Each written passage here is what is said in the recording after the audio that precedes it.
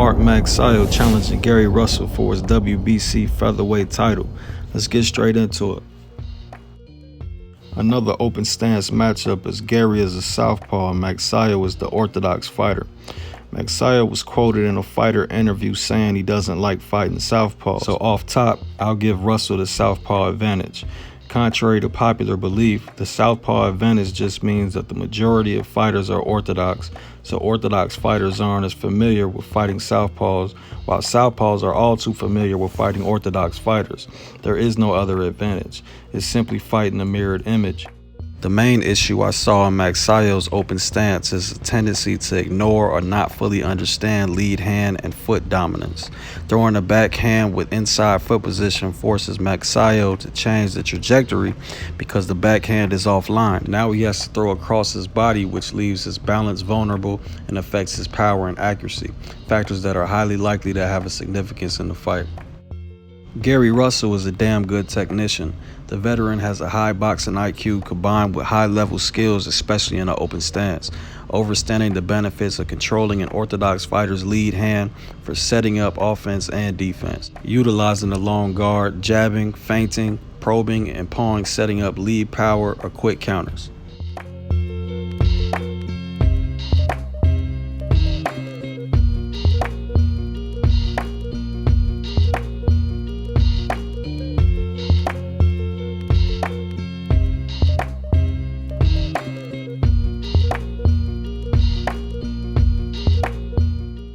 Titleist in 99 and 04. Twice Sim lost the title in his first defense. Like Sim, Nyambayar down, keeping the right kind of establishing the jab here in right.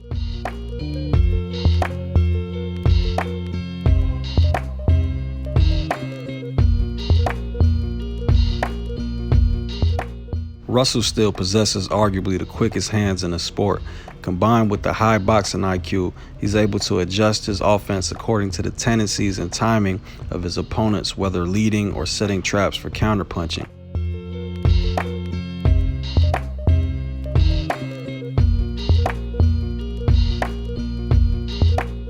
Nyambayar from firing punches. Nyambayar with a double punch. He makes some errors. The problem with Russell is I don't think you're going to get him to panic unless you can start hitting him.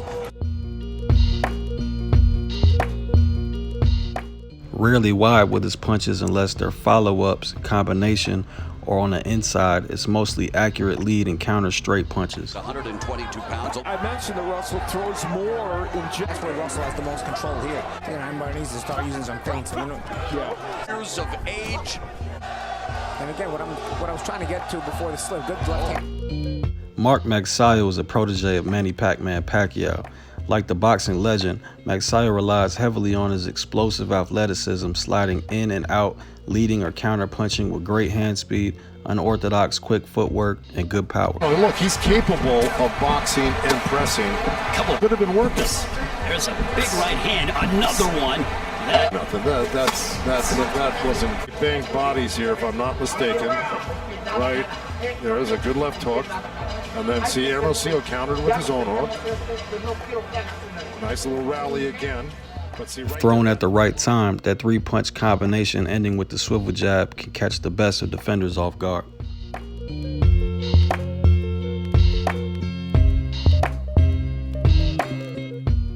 Magsayo also has a very nice pendulum or shuffle 1-2 and lead cross.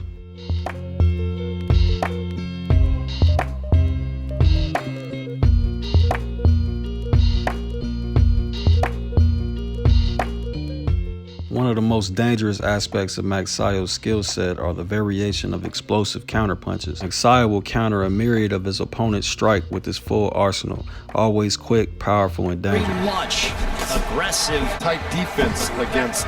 Enough left down the stretch in the fight was... From the power punching from Magsayo. What? But they do when you're getting to catch him with a left hook as you jump. Ooh. To the third. Ooh. Bigger. And Hermosillo's capable. Coming out party for the undefeated featherweight and for Hermosillo. This round that was in the Philippines in front of nearly, he is giving up 3 inches. I say Magsayo tried to time that hook just. The counter and lead punch Magsayo seems to like the most in the open stance is the lead hand hook. Again, quick, accurate, powerful.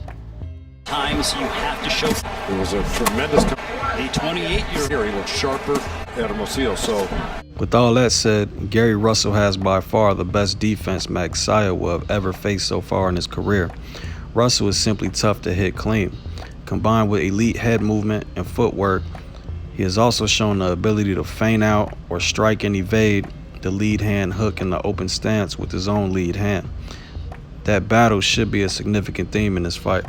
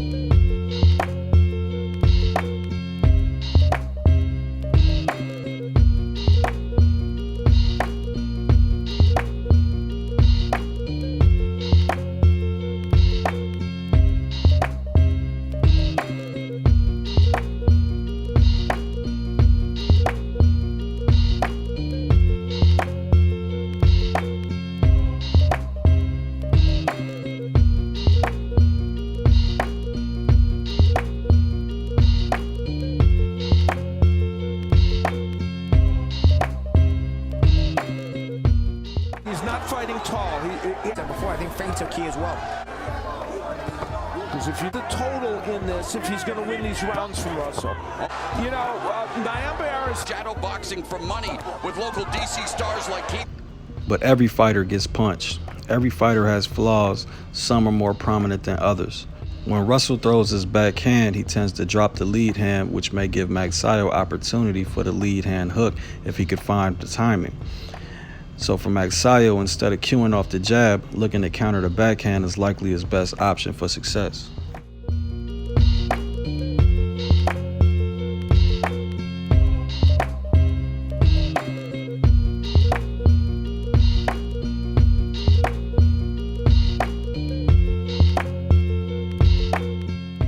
Although rare, while Russell is measuring, pawing, and probing in his long guard, he can be surprised by lead twos depending on how well his opponent hides the tail or intention.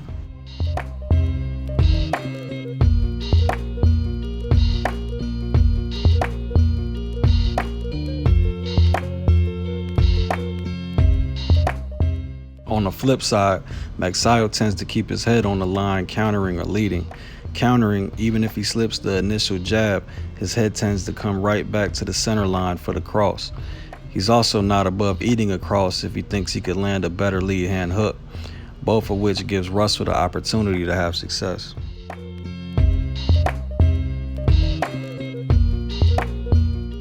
Magsayo's jab needs some work. By definition, it's classified as a lazy jab as it's not always sharp.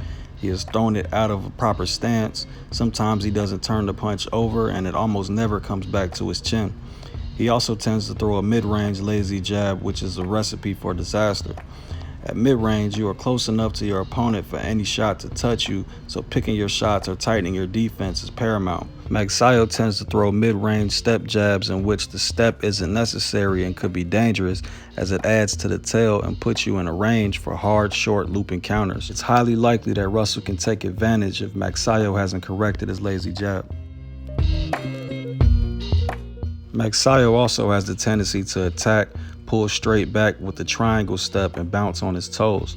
The tendency leaves opportunity for Magsayo to be followed out in the initial step back or ambushed while he's bouncing and not set. Not to mention, the repeated act is a waste of energy and completely unnecessary.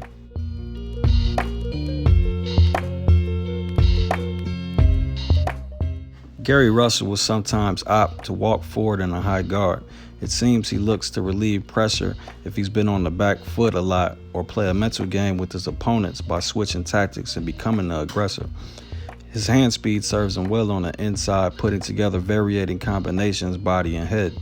Russell shows some high-level skills on the front foot in a high guard, but obviously gives some ground defensively.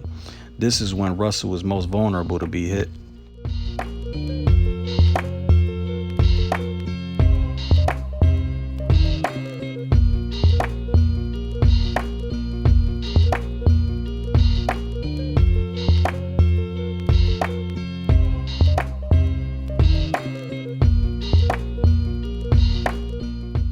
Magsayo has a few more problems on the inside. In fact, up until the impressive knockout in his last fight versus Seha, he was down on all three judges' scorecards by at least 3 points as Seha was utilizing front foot pressure out the high guard, forcing Magsayo backwards into the rope. Strange enough, at this level, and more proof of Magsayo relying heavily on his athleticism, Magsayo rarely ever pivots and doesn't look comfortable trying to pivot. So when his opponents apply front foot pressure, he lacks the basic footwork to change angles and reset. Therefore, he gets trapped on the ropes and punished for it. Inside, Magsayo either punches with his opponents, hurries to clinch, or bends at the waist over his center line, leaving openings for hard, short hooks and uppercuts for his opponents. Russell should have the option of making it an inside fight when he wants to, where I give him good probabilities for success. Oh, down goes Magsayo will enjoy a 2-inch height advantage and a 4-inch reach advantage, but that's par for the course for the 5'4" Russell. Gary is getting back in the ring after a 2-year layoff. Magsayo fought 3 times since Gary fought last in February of 2020. Had Russell been active, I'd say Russell outboxes Magsayo to an easy UD due to his superior technical skills and high boxing IQ, but inactivity is a killer. With that said, I still favor Gary Russell for the points decision, but because of the age, inactivity, and Magsayo's explosiveness and punching power, I'll give Magsayo a more favorable puncher's chance. Magsayo is taking a giant leap in competition, and although Russell is coming off a 2-year layoff, he's a gym rat who takes care of his body year-round. Magsayo has been dropped in the past and has shown to be a bit soft in the body, so I wouldn't be surprised if there were knockdowns on either side. When the prop lines finally pop up, I'll bet Gary on points, hedged with Magsayo by knockout. Skills pay the bills, but inactivity steals identities. I'm betting with the Bet US Sportsbook. Affiliate links in the description if you want some action. As always, thanks for watching. Smash the like button. Subscribe if you're not subscribed. Let me know who y'all got in the comment section. Peace. Unfortunately, some networks don't allow their film to be used for analysis, so Boxing Gems videos get blocked on YouTube and social media. So when they block the videos, you can catch them exclusive on Boxing Gems Patreon channel along with all the other content. Become a patron today and don't miss a thing from Boxing Gems. Links in the description. Peace.